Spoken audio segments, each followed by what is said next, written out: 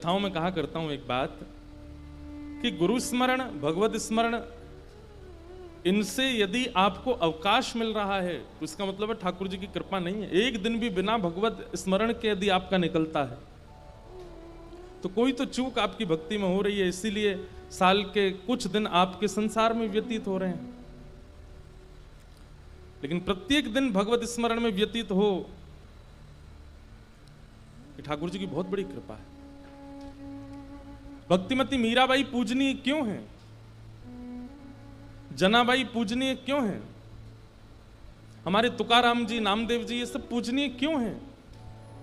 क्योंकि इनके जीवन में चाहे जितनी विषम परिस्थितियां आई हों, चाहे जितनी विपरीतताएं आई हों, चाहे जैसा स्वभाव व्यवहार इनके जीवन में रहा हो, इन्होंने ठाकुर जी की स्मृति को त्याग नहीं किया। हम लोग कई बार अति प्रसन्नता में त्याग कर देते हैं और अति कष्ट में भी त्याग कर देते हैं। बहुत ध्यान से सुनिएगा। कई बार अति प्रसन्नता भी भगवत विस्मृति करा देती है। अति भोग्य वस्तु यदि सामने आ जाती है, खाने की, पीने की, देखने की, पहनने की, तो भगवत विस्मरण हो जाता है। और कई बार जीवन में ऐसे संकट की घड़ी आ जाती है, तब भी हम भगवत विस्मृति हो जाती है, ठाकुर जी को भूल जाते हैं। लेकिन चाहे जैसी स्थिति आई हो जीवन में, मीराबाई ने ठाकुर जी को भूला नहीं, तुकाराम जी ने ठाकुर जी को भूला नहीं, जनाबाई ने ठाकुर जी का विस्मरण किया नहीं, इसलिए वो पूजनीय है, इसलिए वो वंदनीय है। हमारे आपका जीवन भी ऐसा हो जाए कि प्रत्येक दिन भगवत स्मृति तो बने। अब आप ये सोचिए कि ठाकुर जी के नाम से ज्यादा महत्वपूर्ण हमारे लिए चाय हो गई है। रोज पीते हैं, ठाकुर जी के नाम में रुकावट हो जाएगी लेकिन चाय में नहीं होती। ठाकुर जी के स्मरण से ज्यादा महत्वपूर्ण हमारे लिए दाल चावल हो गए हैं। दाल चावल की इतनी महिमा कि वो नाम से भी ऊपर है, रोज पाया जाता है, ठाकुर जी का नाम नहीं पाया जाता।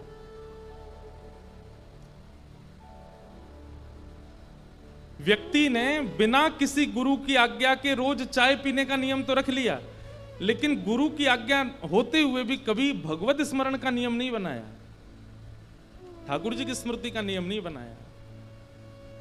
ये कितना बड़ा दुर्भाग्य है। बहुत ध्यान से सुनिएगा।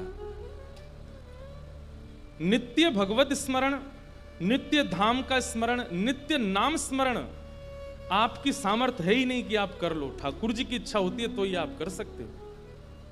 और अगर आप नहीं कर पा रहे हो तो इसमें आपको चिंतित होना चाहिए कि कृपा नहीं है ठाकुर जी की, तभी आप नहीं कर पाते हैं।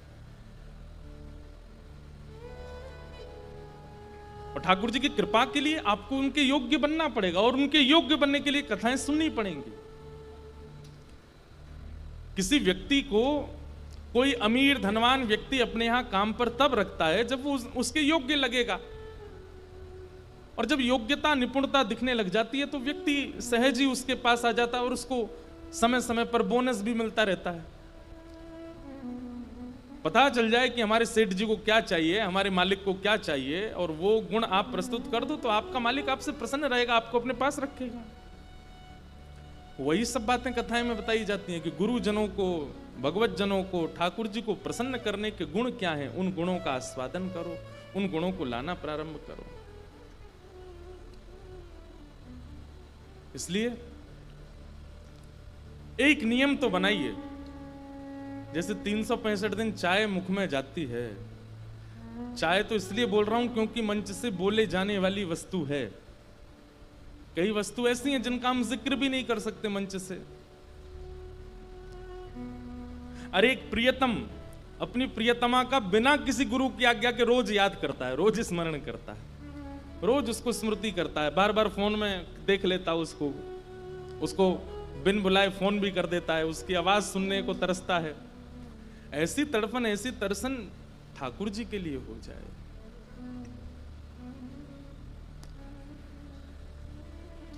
वो भगवत कृपा से होगी, और भगवत कृपा के लिए तो सत्संग आवश्यक है। ये आपके गुरुजनों की कृपा है, वसंत शाह दरबार के गुरुजनों की कृपा है कि यहाँ के वैष्णवों के चित्त में कथा श्रवण की रुचि प्रकट होती है। भगवत कथा श्रवण की इच्छा प्रकट होती है, ये कृपा है।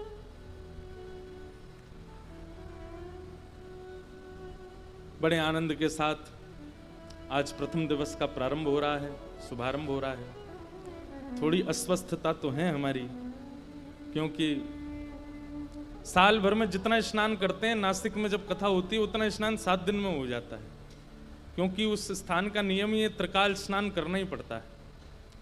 और फिर त्रिकाल स्नान अलग, ऊपर से बारिश का स्नान अलग, तो बड़े नियमों में वहाँ रहना पड़ता है। फिर नियम से अचानक संसार के भावों में आना थोड़ा सा एक परिवर्तन करने में बहुत समय लगता है।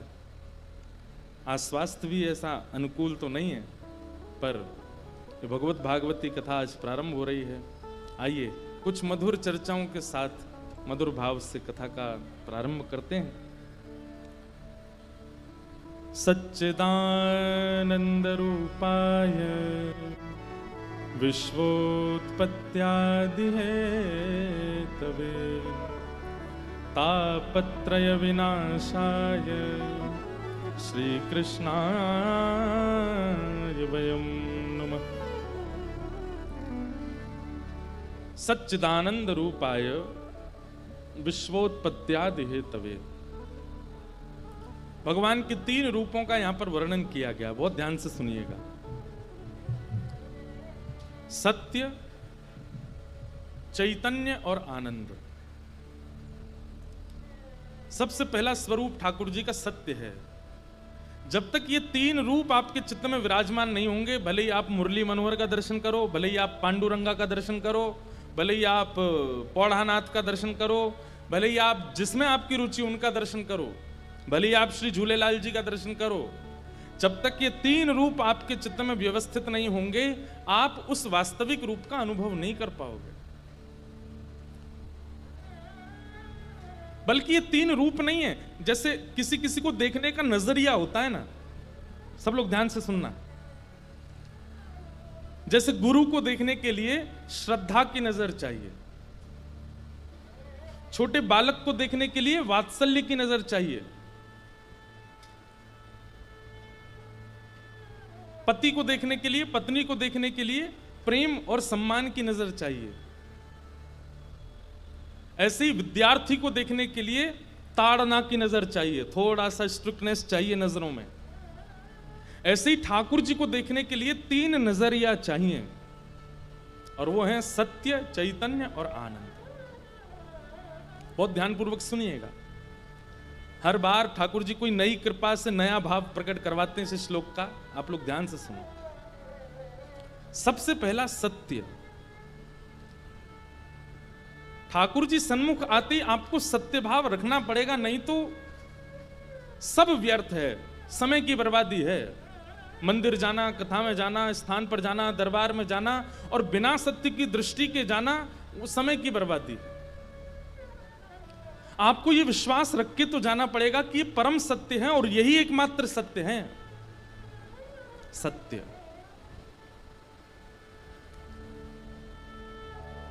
ठाकुर जी के प्रति सत्य दृष्टि।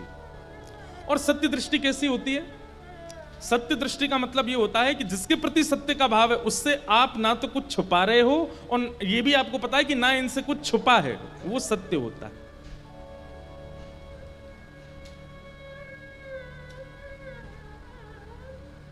तुम जानत सब अंतर्यामी,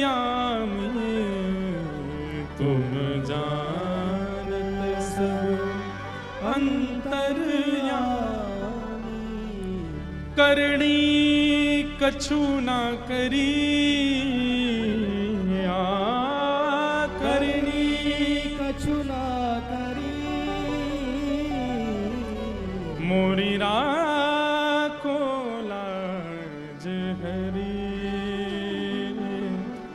मोरी राखो लाज, मोरी राखो लाज हरी, मोरी राखो लाज हरी। तुम जानत सब अंतर्यामी।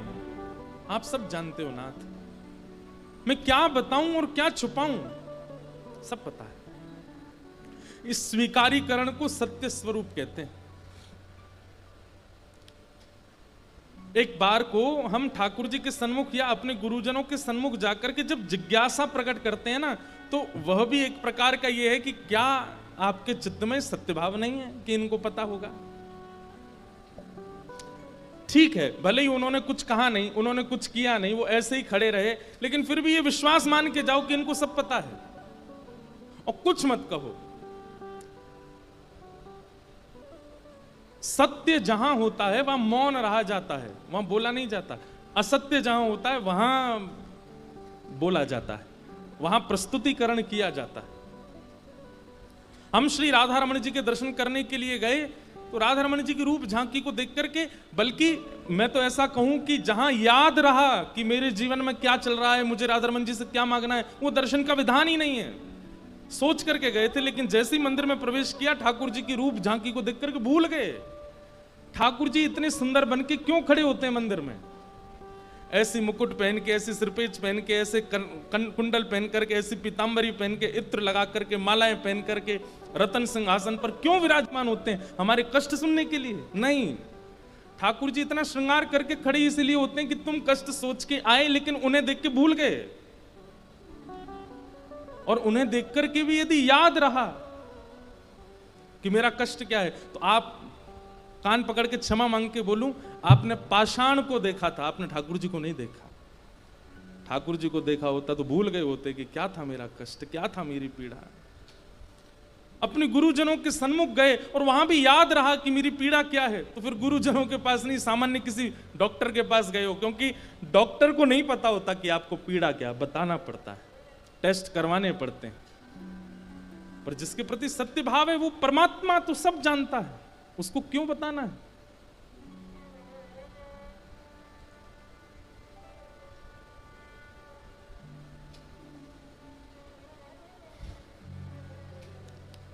कितने भक्तों के चरित्र हमने सुने हैं, किसी भक्त ने कभी कोई शिकायत नहीं की ठाकुर जी से। क्यों? क्योंकि वो सत्य मानते हैं उनको, वो जानते हैं कि इन्हें सब पता है। भक्तिमती मीराबाई के जीवन में ऐसा कौन सा क्षण था जो सुख में निकला हो? एक भी नहीं,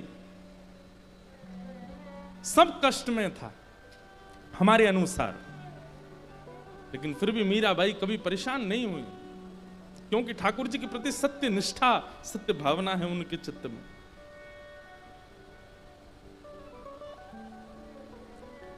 तो भगवत दर्शन से पहले सबसे पहले जो आपकी दृष्टि में गुण आना चाहिए वो ये कि ये सत्य हैं, ये सब जानते हैं। और जो बात हमने कही उसको नोट कर लीजिएगा। देखिए, सत्य कोर्ट में बैठे जज को नहीं पता होता, वो दो ही कपड़ों में मिलेगा आपको 365 दिन, काला और सफेद। श्रृंगार करके जज नहीं बैठता, श्रृंगार करके राधा रमण जी बैठते हैं, श्रृंगार करके राधा वल्लभ जी बैठते हैं, श्रृंगार करके कुंज बिहारी लाल बैठते हैं, श्रृंगार करके हमारे ठाकुर गिरधर लाल बैठते हैं। अरे उनके श्रृंगार का थोड़ा तो मान करो। ये तो वही बात हो गई कि दुल्हा बना कोई पहली बार और जैसी घोड़ी पर बैठा आप उसके पास गए, सब तो नाच रहे थे, लेकिन आप जाके भैया मेरी बात सुनो, मेरी बात सुनो। उसने नीचे कान की घोड़ी पर बैठा बेचारा, क्या बात है, मुझे 5 लाख रुपए की जरूरत है, दे दोगे थोड़े से? अरे भाई अभी तो तू देख ले, मैं कहाँ दुल्हा बना बैठा हूं, तू मुझसे 5 लाख रुपए की याचना करता है। कोई दुल्हा बना, आप उसके पास, अरे भाई सुनो सुनो सुनो, क्या हो गया, मुझे बुखार आ रहा है बहुत तेज। अरे तो भाई दवाई ले ले, मैं दुल्हा हूं, मुझे क्यों छेड़ रहा है? ठाकुर जी तो हमारे रोज दुल्हा बनते हैं। जाओ राधा वल्लभ लाल, श्री राधा वल्लभ जी रोज दूल्हा बनते, रोज सेहरा पहन के बैठते हैं। रोज मंदिर में जाओगे, राधा वल्लभ जी के मंदिर में लिखा होगा आज ब्याहुला है, ठाकुर जी का आज ब्याह हो रहा है। और आप क्या कह रहे हो, हे नाथ मेरी कॉर्पोरेट में जॉब लगी, मेरे को मजा नहीं आ रहा उसमें, कुछ और मेरे को करवा दो। ठाकुर जी कहेंगे बावड़े हम दुल्हा बने बैठे हैं, तेरी तू जॉब की बता रहा अपनी हमको। अरे रूप देखो, स्वरूप देखो, उनका ऐश्वर्य देखो, उनकी सुंदरता देखो, उनका श्रृंगार देखो, उसके आगे कोई कैसे याद रख सकता है कि मैं क्या सोच के आया था? अरे हम तो कहते हैं कि बाहर द्वार तक याद था, भीतर आके भूल गए, और फिर जब बाहर निकल के गए तो ये भी भूल गए कि मैं सोच के क्या आया था, पीड़ा थी क्या, मुझे याद ही नहीं रहा। मीराबाई के पूरे चरित्र में हमने देखा कि ज्यादा से ज्यादा 2 या 3 बार उनको याद रहा और उन्होंने बोला। एक बार तो तब जब उनकी वजह से एक वैद्य को विष दे दिया गया तब, और एक बार तब जब मीराबाई की वजह से ब्राह्मण लोग अनशन पर बैठ गया। पूरा चरित्र आप सुनोगे तो आपको पता चलेंगी बातें। बाकी कभी मीराबाई ने शिकायत नहीं की ठाकुर जी से, इतनी पीड़ाएं सहती नहीं। क्यों? क्योंकि वो सत्य मानती हैं, वो जानती हैं कि इनको सब पता है, वो जानती हैं कि ये सब जानते हैं। तो भगवत दर्शन में सबसे पहले नजरिया कैसा होना चाहिए? सत्य का। हमारी बात मान लीजिए, हम तो कथाएं कहते रहते हैं और चीख चीख के सब जगह बता के जाते हैं, मानना ना मानना, करना ना करना आपके ऊपर है। कुछ दिन ठाकुर जी के दर्शन करो, कुछ मत कहो, केवल देखो, केवल दर्शन करो।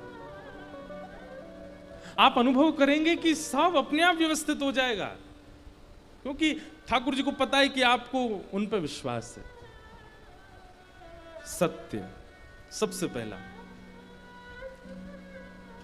दूसरा, ठाकुर जी के प्रति चैतन्य भाव रखो। चैतन्य भाव का मतलब क्या है? सब लोग इधर देखो, ध्यान से सुनो। चैतन्य भाव का मतलब है कि वो केवल मंदिर में नहीं है, वो सब जगह है। हां, ये बात है कि उनसे मिलना है, उनको देखना है प्रत्यक्ष, तो आप मंदिर में जा रहे हो, बाकी मैं क्या कर रहा हूं, क्या खा रहा हूं, क्या पी रहा हूं, ये सब उनको दिखता है और वो सब जगह मेरे साथ विद्यमान है। ये चैतन्य भाव है। हमारे वृंदावन में एक महाराज जी थे, वो कभी बिहारी जी दर्शन करने नहीं जाते थे। इतने साल वृंदावन में रहे लेकिन बिहारी जी नहीं गए। कुछ लोगों ने कहा, बोले बाबा आप बिहारी जी दर्शन करने नहीं जाते? तो ऐसे सिंहासन पे उनके गोपाल जी बैठे थे, उनकी ओर इशारा करके बोले ये कौन है? बोले ये गोपाल जी। ये बिहारी जी नहीं है? बोले ये भी बिहारी जी हैं। तो बोले फिर मैं कहीं और क्यों जाऊं, मुझे इन्हीं में बिहारी जी, इन्हीं में राधारमण जी, इन्हीं में राधा वल्लभ, सब मुझे इन्हीं में दिख जाते हैं। चैतन्य भाव। मैं कथा में कहा करता हूं एक बात कि लोग कई बार ऐसा सोचते हैं कि हमारे घर के ठाकुर जी जो हैं ये कम ऐश्वर्यवान हैं, मंदिर में जो बैठे हैं वो ज्यादा हैं। नहीं, समान है, समत्व है। और ये कब संभव हो सकता है? जब आप चैतन्य बुद्धि रखोगे। खम वायु अग्निम सलिलम महिम च ज्योतिम से सत्वानि दृशो द्रुमादीन सरित समुद्रांश हरे शरीरम यत्किंच भूतम प्रणमेत अनन्यम। सब में भगवत दृष्टि रखो। स्वयं भगवान गीता में कहते हैं, ईश्वर सर्वभूतानाम हृदय शीर्जुन तिष्ठति। सब में भगवत दृष्टि, चैतन्य भाव। और सब में अगर नहीं कर पा रहे हो, अभी इतनी योग्यता नहीं बन रही कि सब में भगवत दर्शन हो, तो कम से कम मानव छोड़ करके जड़ वस्तुओं में ही देखना प्रारंभ कर दो। जड़ वस्तुओं में भी नहीं देख पा रहे हो तो कम से कम मंदिरों में जो पाषाण है उनको पाषाण मत मानो, उनको साक्षात भगवत अनुभव करके उनमें भगवत भाव रखो। ये पत्थर के हैं, ये लोहे के हैं, ये तांबे के हैं, ये अष्ट धातु के हैं, ये सब विचार ठाकुर जी के लिए शब्द भी नहीं आने चाहिए।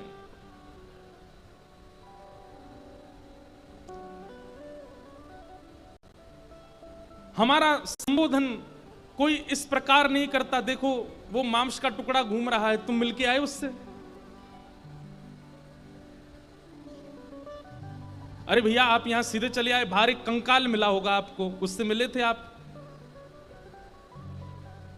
बाहर एक कंकाल खड़ा है, वो सब लोगों को कथा में जाने का मार्ग बता रहा है, उससे मिले? आप कहोगे कंकाल नहीं है महाराज जी, एक आदमी खड़ा है। क्यों? उसमें कंकाल नहीं है तो सही, लेकिन हम उसको मानव ही मानते हैं, हम उसको जीवित ही मानते हैं, उसको उसके नाम से ही जानते हैं।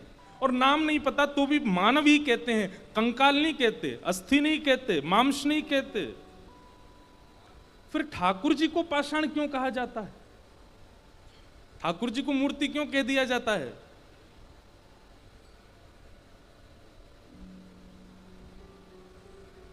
ये चैतन्य बुद्धि नहीं है इसलिए कहा जाता है। अरे वो चित्रपट भी है ना तो भी ठाकुर जी हैं, वो अष्टधातु की हैं तो भी ठाकुर जी हैं, वो मार्बल के हैं तो भी ठाकुर जी हैं, वो गुड्डा गुड़िया हैं तो भी ठाकुर जी हैं। कितने बालक ऐसे हमने देखे हैं गुड्डा गुड़िया लिए घूमते हैं ठाकुर जी के रूप स्वरूप के, उन्हीं का श्रृंगार करते हैं, उन्हीं को गोद में बैठाते हैं, उन्हीं को हृदय से लगाए रहते हैं। चैतन्य बुद्धि यदि नहीं होगी तो फिर ठाकुर जी का अनुभव मुश्किल है। सबसे पहले सत्य दृष्टि, दूसरी चैतन्य बुद्धि ठाकुर जी के दर्शन में, और तीसरा है आनंद स्थिति। दुनिया के सामने रोइए, दुनिया के सामने चिल्लाइए, दुनिया के सामने चीखिए, दुनिया के सामने जो करना है करिए, पर जैसे ही ठाकुर जी के सामने जाते हो प्रसन्न हासारुड़लो चलो लसत, अत्यंत प्रसन्न मुद्रा में जाओ, अत्यंत आनंद के साथ जाओ, खुश होकर के जाओ। वहां पर उदास हताश निराश रोते हुए नहीं जाना ठाकुर जी के सन्मुख। भले ही ठाकुर जी के बिना रो लीजिए, ठाकुर जी के बिना कुछ भी स्थिति में रह लीजिए, लेकिन भगवत सन्निधि में तो प्रसन्नता, आनंद। सच्चिदानंद रूपाय विश्वोत्पत्त्यादि हेतवे, जो विश्व की उत्पत्ति करते हैं, पालन करते हैं, संहार करते हैं, तापत्रय विनाशाय श्री कृष्णाय वयं नुमः। ऐसे श्री कृष्ण को हम बारंबार प्रणाम करते हैं, नमन करते हैं, वंदन करते हैं। तो ये तीन बातें याद रखिएगा। आज के बाद भगवत दर्शन में सत्य दृष्टि, चैतन्य बुद्धि और आनंद स्थिति, इन तीन में ही भगवत दर्शन करना। हम जिससे बहुत प्रेम करते हैं ना, वो कई बार सामने आ जाता है तो हम भले ही पीड़ा में होते हैं, लेकिन उसको कैसा बताते हैं, नहीं हम बिल्कुल ठीक हैं, हम बिल्कुल आनंद में हैं, कोई दिक्कत नहीं है, किसी प्रकार। जैसे मां,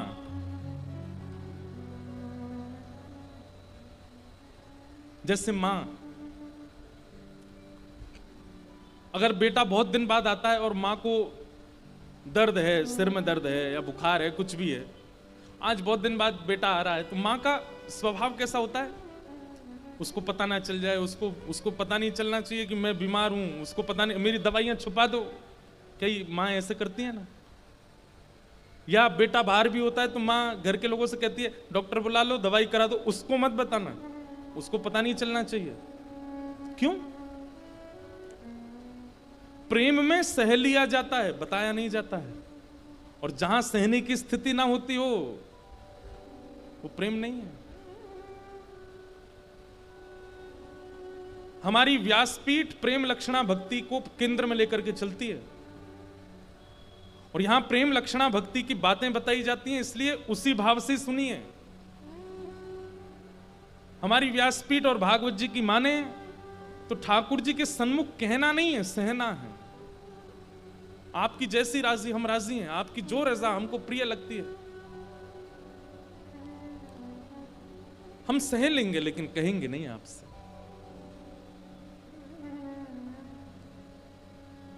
और एक होता है सह लेना और कहना नहीं, पर अपने एक्सप्रेशन से सामने वाले को पूर्ण रूप में पता करवा देना कि ये पीड़ा में है, ये भी गलत है। कई लोग ऐसे होते हैं, वो आपको बोलेंगे नहीं कि आपसे परेशान है, पर हरकतें ऐसी करेंगे कि आपको पता चल जाएगा कि आप परेशान हो। भोजन कर लो, मन नहीं है, चाय पी लो, इच्छा नहीं है, कुछ ठंडा पियोगे, नहीं गला बैठा है। बोल नहीं रहे कि आपसे परेशान है, लेकिन अच्छा थोड़ा घूमने चलोगे, मन नहीं है। सो लो थोड़ी देर, बोले नींद नहीं है। पानी पियोगे, प्यास नहीं है मुझको। कुछ कहोगे, नहीं कुछ नहीं, बस।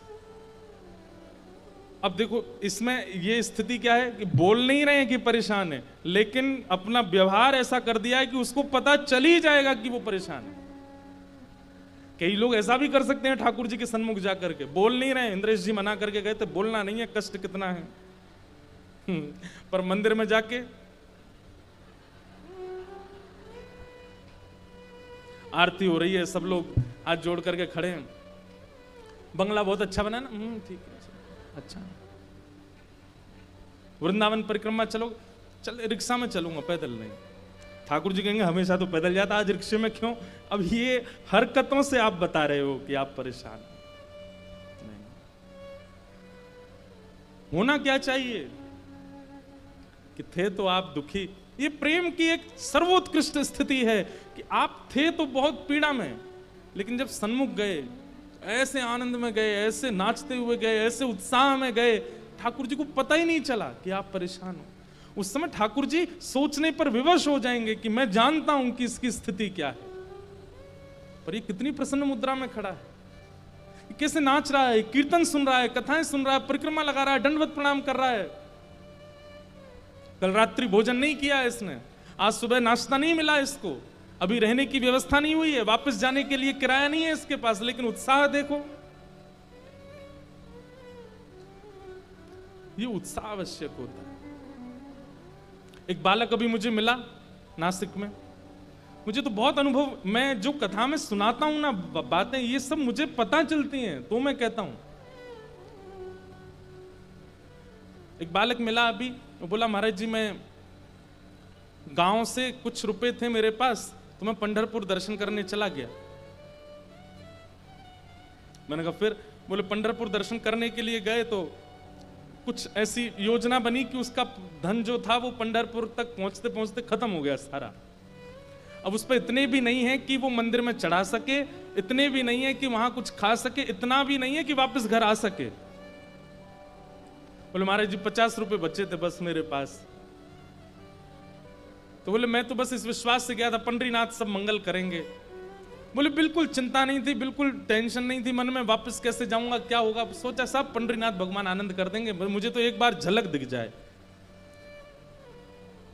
बोले लेकिन आप कथा में कहते हैं कि ठाकुर जी को जब पता चल जाए कि ये इसके पांव में लगी है तो रास्ता और दुर्गम बना देते हैं। ले अब चल के दिखा, एक तो तेरे पांव में लगी, ऊपर से गड्ढा और कर दिए रास्ता में। बोले मैंने कि फिर क्या हुआ? बोले महाराज जी मैं लाइन में खड़ा था दर्शन की, तो जैसे मंदिर में प्रवेश करने लगा, इतने में एक व्यक्ति आया, आकर के बोला वो दुकान दिख रही है? बोला हाँ वो मेरी दुकान है, वहां छोटे छोटे पंडरीनाथ भगवान हैं, विठल भगवान है, आज सुबह से मेरी कमाई नहीं हुई है, बोनी नहीं हुई है, आप एक ले लो। और बोले महाराज जी उस समय मन में ऐसा आवे कि स्वयं पंडरीनाथ कह रहे हैं कि मुझे ले चल, और मुझ पर पैसा ही नहीं है उनको देने का। और वो आदमी हाथ पकड़ के बोले मेरी सुबह से बोनी नहीं हुई है, एक ले जाओ ना आप। अब मैं उसको बोल रहा हूं कि भाई मेरे पास व्यवस्था नहीं है, मेरे पास घर वापस लौटने तक का भी धन नहीं है, मैं ठाकुर जी कैसे लूंगा? वो कह रहा है वो हम देख लेंगे, आप पे जितना हो उतना दे दो, लेकिन ठाकुर जी ले जाओ।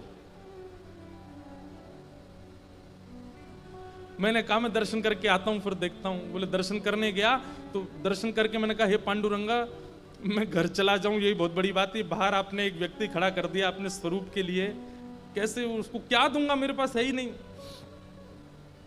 बोले महाराज जी हम मंदिर से निकल करके छुपके जा रहे थे, निकलने का प्रयास कर रहे थे वहां से कि वो देख ना ले।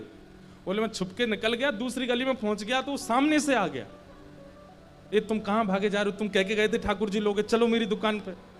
मैंने उसको कहा भाई तू मेरी जेब देख ले, मेरे पास कुछ नहीं है।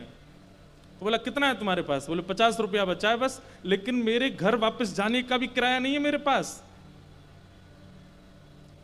बोले वो सब हो जाएगा, आप मुझे 50 रुपए दो, ले जाओ ठाकुर जी। कहां ठाकुर जी 400-500 रुपए के स्वरूप आता होगा। बोले 50 रुपए के पीछे पड़ गए, बोले दो ले जाओ। बोले मुझ में भी लोभ आ गया, मैंने कि 25 में ही दे दो जब 50 में दे रहे हो तो 25 में ही दे दो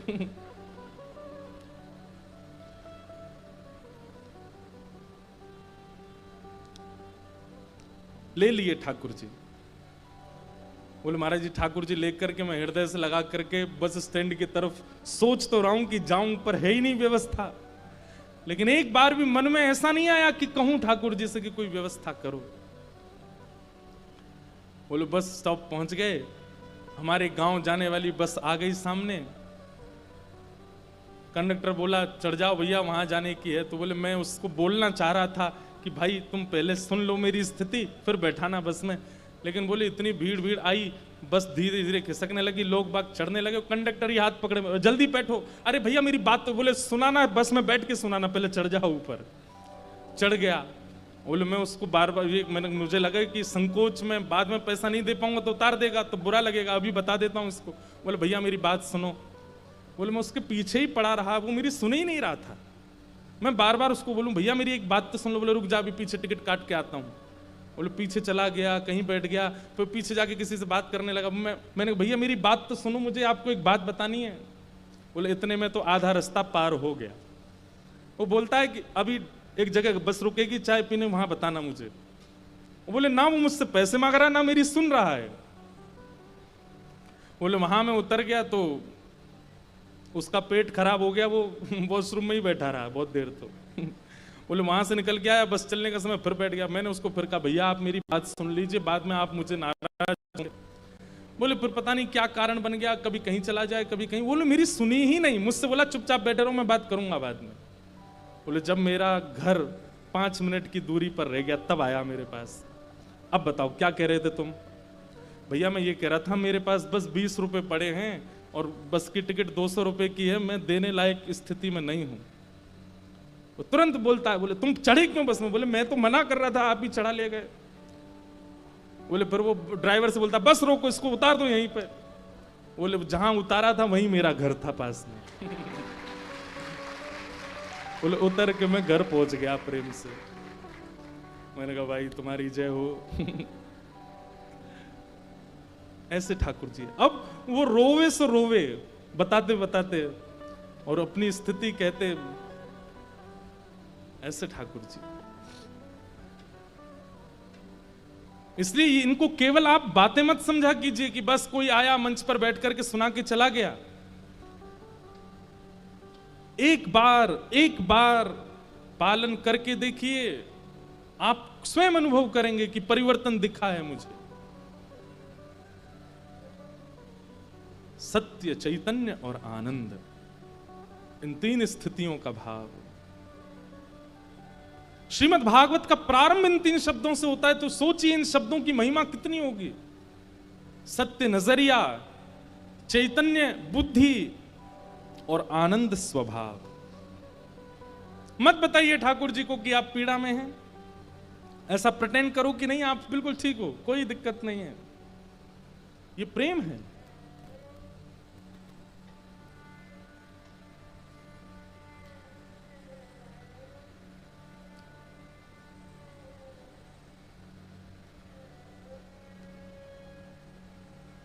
न कोई शिकायत नहीं कोई अर्जी, कर लो करा लो प्रभु जो है तेरी मर्जी। सुख दो या गम जो भी प्रेम से सहूंगा, जहां ले चलोगे वहीं मैं चलूंगा।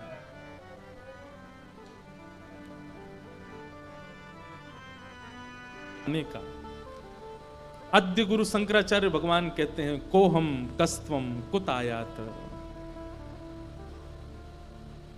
हम कौन हैं, तुम कौन हो, यहां क्यों आए हैं? हमारे सदगुरुदेव की कृपा हम पर हुई, हम तो पहचान गए कि हम क्यों आए हैं। हम तो जान गए कि हमारा इस संसार में जन्म क्यों हुआ। आप कहोगे आप लोगों को कथा सुनाने के लिए, नहीं, जीवन भर ये जीव मिली है, जब तक ये जीव में बोलने की सामर्थ्य है तब तक केवल हरि चर्चा बोलने के लिए हमको जन्म मिला है। सुन के कल्याण करना नहीं करना ये आपके ऊपर निर्भर करता है, हमसे और कोई काम हो ही नहीं सकता।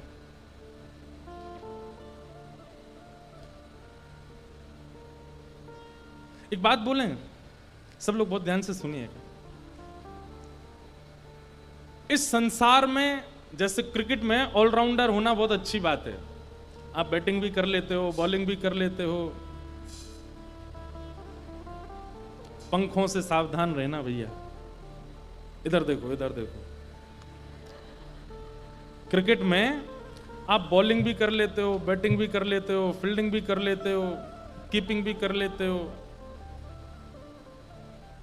कमेंट्री भी कर लेते हो, एम्पायर भी बन जाते हो, ऑलराउंडर हो, अच्छी बात है। क्रिकेट में, खेल में ऑलराउंडर होना अच्छी बात है, पर इस संसार में ऑलराउंडर होना बुरी बात है।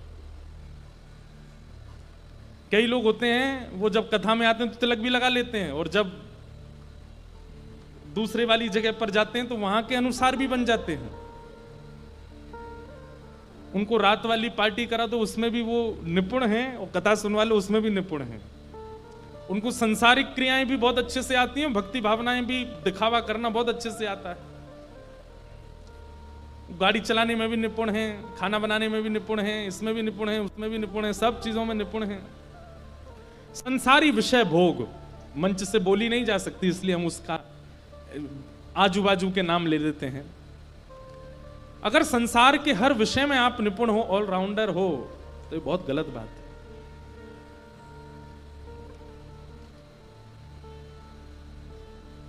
कोई ऐसी चीज तो हो जिसमें ये आप कह सको कि ये मुझे नहीं आता, ये मुझसे नहीं हो सकता।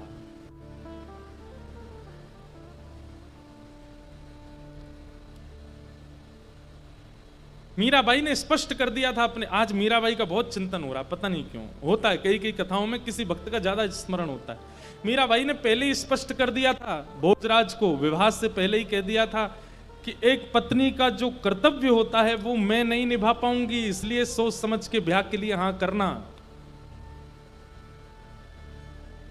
तो भोजराज कहते हैं कि मैं पत्नी की कामना से आया ही नहीं हूं। मीराबाई कहती हैं तो फिर आप क्यों आए हैं हमारे घर पर रिश्ता लेकर के? तो वे कहते हैं कि हमारी मेवाड़ की भूमि में योद्धा तो बहुत हुए, राजा तो बहुत हुए, महाराजा तो बहुत हुए, लेकिन कोई भक्त नहीं हुआ, इसलिए भक्त को ले जाने आया हूं। हमारी मेवाड़ की भूमि में एक भक्त रहे। पर उन्होंने पहले ही स्पष्ट कर दिया था कि संसार की कामना मुझसे करिएगा नहीं, मुझसे हो नहीं पाएगा। हमारे हिसाब से वैष्णवों को बहुत क्लियर होना चाहिए संसारी लोगों के सामने कि आप मुझसे ये उम्मीद मत कीजिएगा कि आप रात में इस प्रकार के व्यवचार करेंगे और मैं वो सहूं। सह सकता हूं, मुझ में सामर्थ्य भी है सहने की, लेकिन मैं नहीं सहूंगा। ये स्पष्टीकरण एक वैष्णव में होना चाहिए।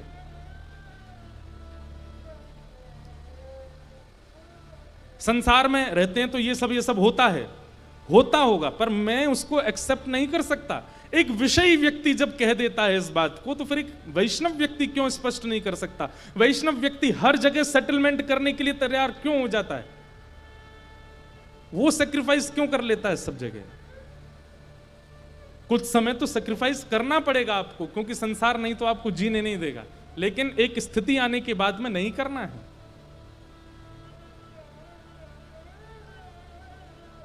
हम और किसी लायक रहे ही नहीं, एक ही काम है हमारा। हम तो एक बार कहते हैं कथा में, सबसे ज्यादा संसार में फंसते कौन है पता है?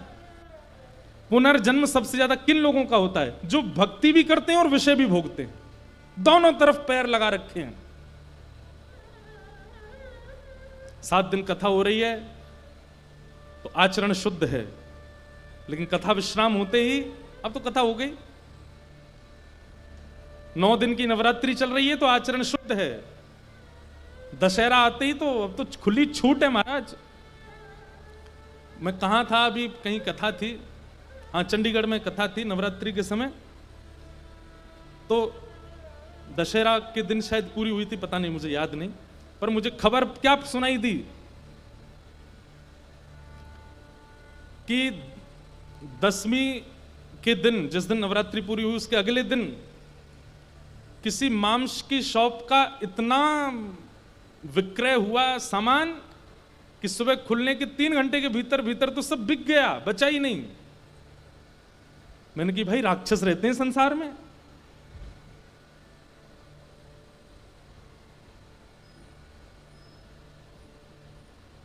बड़े बड़े लिकर स्टोर जो होते हैं उनमें से बोतलें खत्म हो गई, पी गए सब, प्यासे घूम रहे थे 9 दिन से।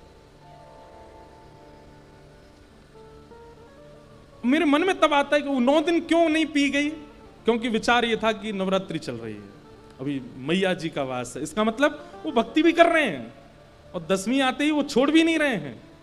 ऐसी स्थिति के जो लोग होते हैं जो दोनों तरफ मुंह मारते हैं, उनकी अधोगति निश्चित है। एक ठौर पकड़िए बस, ये बात हम खुले मंच से और लगभग सब जगह कहते हैं, एक ठौर पकड़िए, एक जगह पकड़िए। यदि आप संसार के विषयों को नहीं छोड़ पा रहे हैं तो पूर्ण रूपेण उनका उपभोग कीजिए।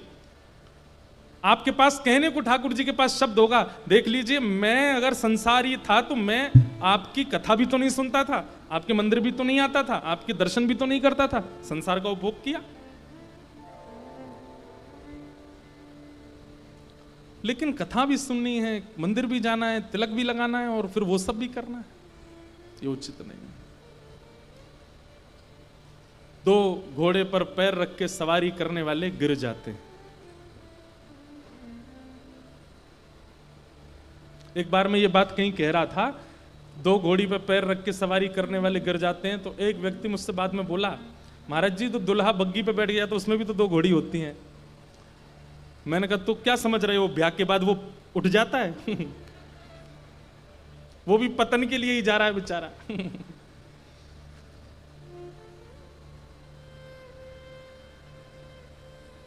एक के रहिए।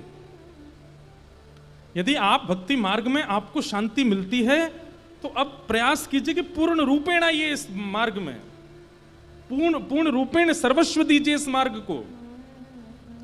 और यदि आपको लगता है कि आप विषय भोग नहीं छोड़ पा रहे हैं तो फिर यहां त्याग कीजिए, वहां चले जाइए, पूरे चले जाओ, मुड़ना भी, देखना भी नहीं कभी वृंदावन की ओर।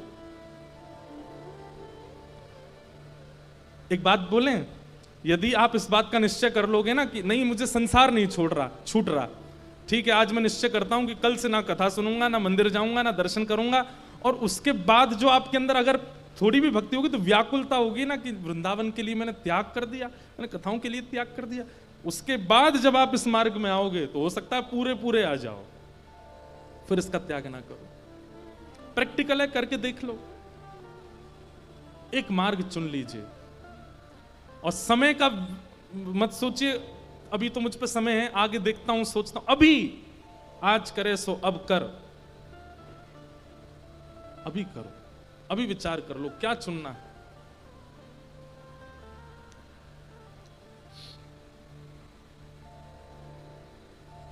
कि कालव्याल मुखग्रास त्रास निर्णास है तवे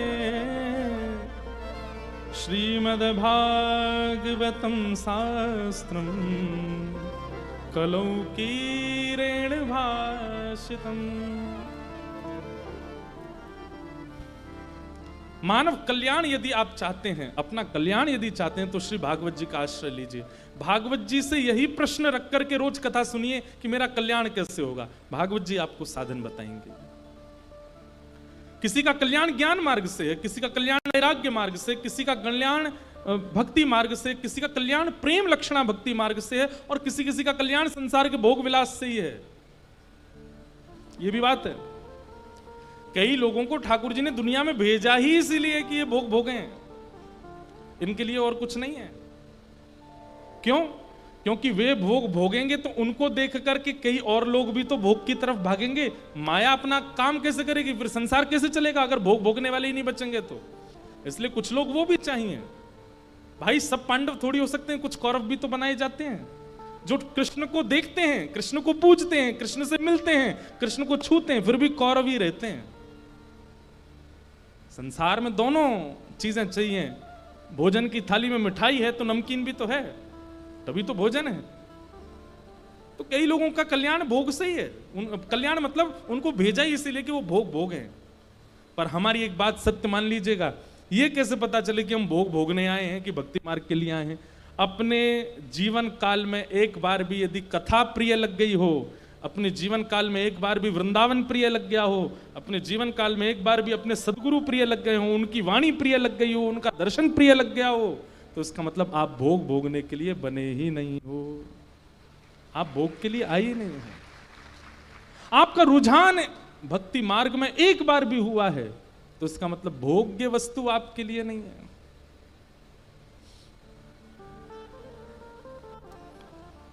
भागवत जी का आश्रय लो। सौनकादि ऋषियों ने सूत जी महाराज से प्रश्न किया। सूत जी ने कहा भागवत जी में सामर्थ्य है मानव कल्याण करने की। तो प्रश्न किया कि कैसे भागवत जी कल्याण करती हैं, कृपा करके बताओ। तो कहते हैं एक बार की बात है, भक्ति महारानी के दो पुत्र ज्ञान और वैराग्य दोनों वृद्ध हो गए।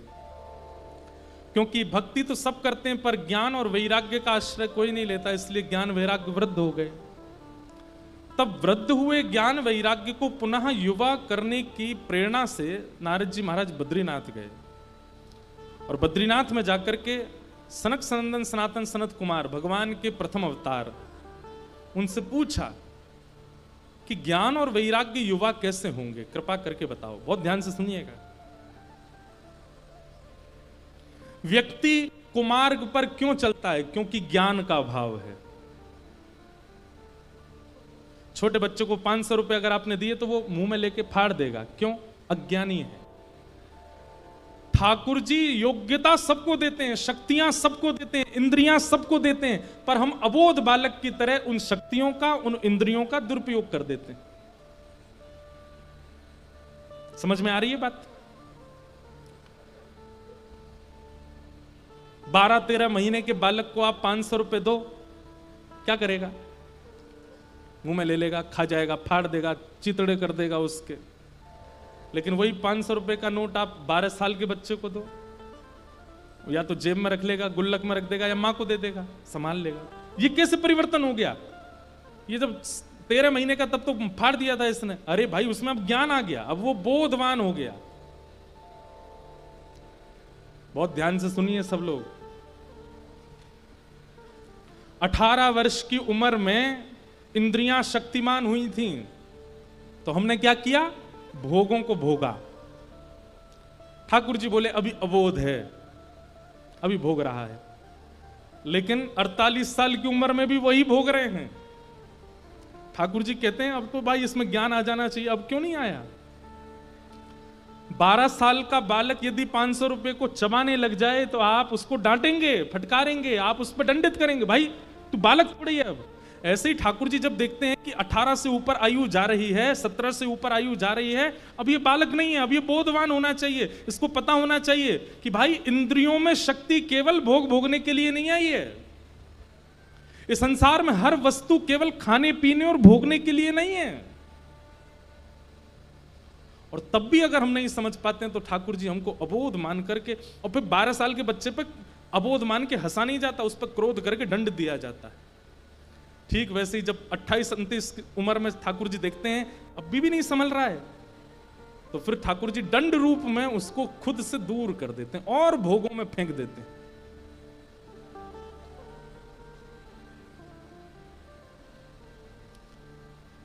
बहुत समझने वाली और बहुत चिंतन वाली बात है, इसको बहुत ध्यानपूर्वक सुनिए।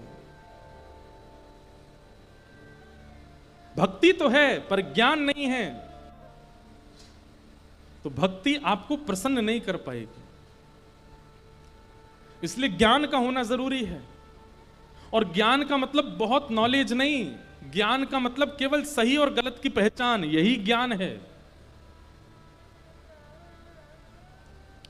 वैराग्य भक्ति के दूसरे पुत्र का नाम है।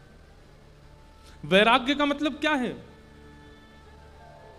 जैसे कई बार आपको कोई लत लग गई और उस लत को आप छोड़ नहीं पा रहे हैं, इसका मतलब आपके अंदर वैराग्य की कमी है, आपके अंदर राग हो गया है उस वस्तु के प्रति।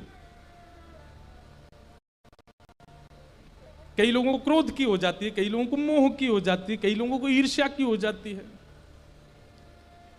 ये भक्ति के दो पुत्र हैं, ज्ञान और वैराग्य। ये यदि जागृत नहीं होंगे हमारा कल्याण निश्चित नहीं हो पाएगा।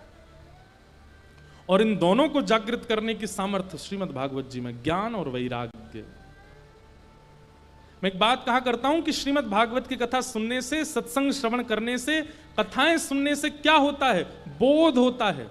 क्या सही है, क्या गलत है, क्या उचित है, क्या अनुचित है। सब लोग इधर देखो, बहुत ध्यान से सुनो। कई लोगों को मैं ऐसे जानता हूं, कथाएं तो बहुत सुनते हैं, पर अभी तक उनकी बोध दृष्टि जागृत नहीं हो पा रही है। वो अभी भी कहीं ना कहीं अज्ञान में। अब मुझे एक जगह का नाम याद नहीं, नाम तो याद है लेकिन बोलूंगा नहीं। कहीं कथा थी, 7 दिन सामने बैठ करके यजमान ने कथा सुनी और वो इतने ध्यान से बैठ करके सुनता था, मुझे इतना अच्छा लगता था। मैंने कि ये यार बिल्कुल हिलता भी नहीं है, ऐसी बैठ के पूरी कथा सुनता है। 6 दिन तक उसने मुझसे ना बात करी ना कुछ, बस प्रसन्न मुद्रा में कथा सुनता था एक टक होकर के। मुझे लगा था कि 7वें दिन जाने से पहले मैं एक बार उसको हृदय से लगा के जाऊंगा, भाई तूने इतने ध्यान से कथा सुनी। 7वें दिन उसी का ही किसी के द्वारा संपर्क आया कि मुझे महाराज जी से मिलना। मैंने कहा मुझे भी मिलना, बुलाओ उसको।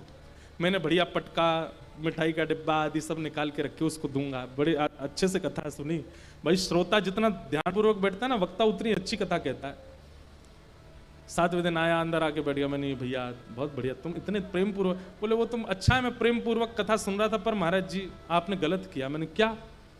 7 दिन में एक भी बार मेरा नाम नहीं बोला आपने। मैं यही सुनता रहता था कि अब मेरा नाम तो बोलेंगे, अब ये इस दृष्टांत में बोलेंगे कि ऐसा स्वभाव तो इनका है। मैं पूरी कथा ध्यानपूर्वक सुनता था। महाराज जी मेरे रिश्तेदार, नातेदार, मेरे दूर दूर के जलने वाले लोग भी कथाओं में आते थे। आपने एक बार भी मेरा नाम नहीं कहा। महाराज जी आज आखिरी दिन है, प्लीज मेरा नाम बोल देना मंच से। मैंने पटका छुपा दिया भीतर, मैं तू लायक नहीं है भाई इसके। कई बार कथाएं कहने के बाद भी परिवर्तन नहीं दिखता तो इतना ठेस पहुंचता है शरीर को। भैया सेल गए तुम्हारे, इतना ठेस पहुंचती है हृदय को। याद रखिएगा, कभी वक्ता के आगे, गुरु के आगे जाओ तो बहुत संभल के जाना, क्योंकि वो आपकी बोली हुई बातें और चाल डाल सब परखता है कि ये कथाएं तो इतनी सुनता है पर परिवर्तन कितना है। और जब परिवर्तन नहीं दिखता ना तो गुरु को बहुत कष्ट होता है। और जब दिखता है कि अब ये शांत हो गया है, अब इसका स्वभाव परिवर्तन आ चुका है, अब इसके व्यवहार में, उसकी बोली में, इसके, तो इच्छा होती है और कुछ देने की। और सत्य बताएं, श्रीमद् भागवत कहती है प्रयच्छति गुरु प्रीतो वैकुंठम योगी दुर्लभम। यदि गुरु प्रसन्न हो गया आप पर तो बड़े बड़े योगियों को दुर्लभ, जो साक्षात शंख चक्र गदा पद्मधारी नारायण है, उनको प्रदान कर देगा यदि गुरु प्रसन्न हो गया तो। इसलिए इंप्लीमेंट किया कीजिए, धारण किया कीजिए। एक हमारे गोवर्धन में एक रसिक महात्मा, सब लोग ध्यान से सुनो, इधर देखो। उनका पूर्व नाम तो कुछ और था, पर बाद में उनका नाम श्री हरिप्रिया जी हुआ। हम लोग कई पद भी गाते हैं कथाओं में हरिप्रिया जी के। वो नाम उनका हरिप्रिया है, पर वो थे वो पुरुष। और ये हरिप्रिया बाद में गुरु ने उनका नाम रख दिया। उनका पूरा चरित्र मुझे अवकाश मिलेगा तो एक दिन सुनाऊंगा मैं।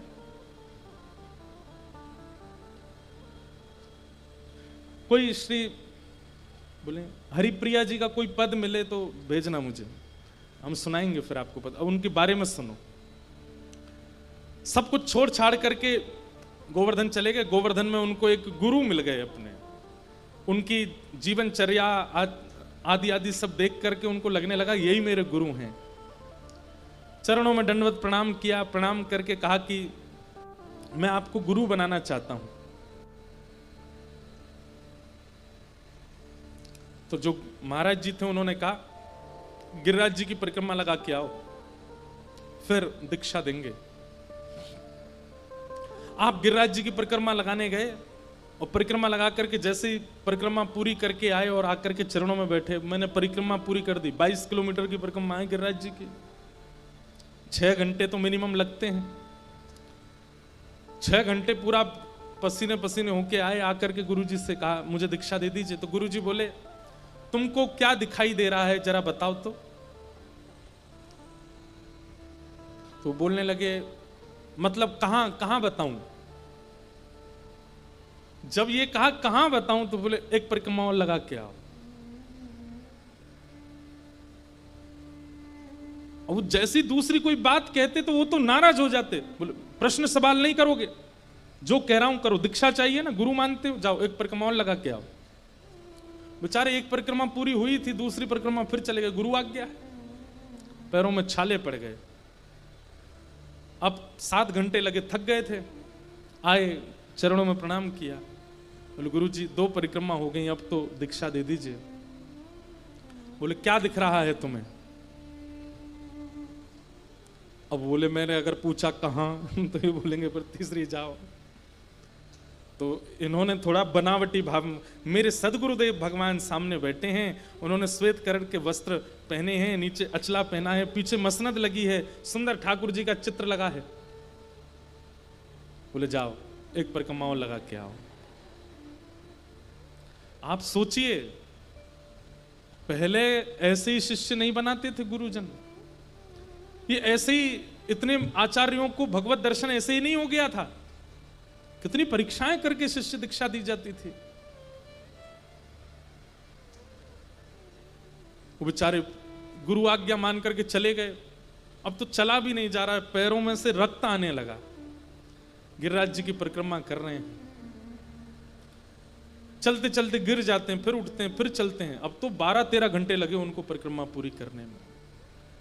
12-13 घंटे बाद आए, आकर के गुरु जी के आगे पस्त, बिल्कुल हालत ऐसी हो गई कि किसी को भी दया आ जाए। गुरु जी आए, चलाराम परिक्रमा हो गई? बोले जी गुरु जी। दीक्षा चाहिए? जी गुरु जी। उनको लगा कि अब तो दया से बात कर रहे हैं, हो सकता है दें। बताओ तुम्हें क्या दिख रहा है?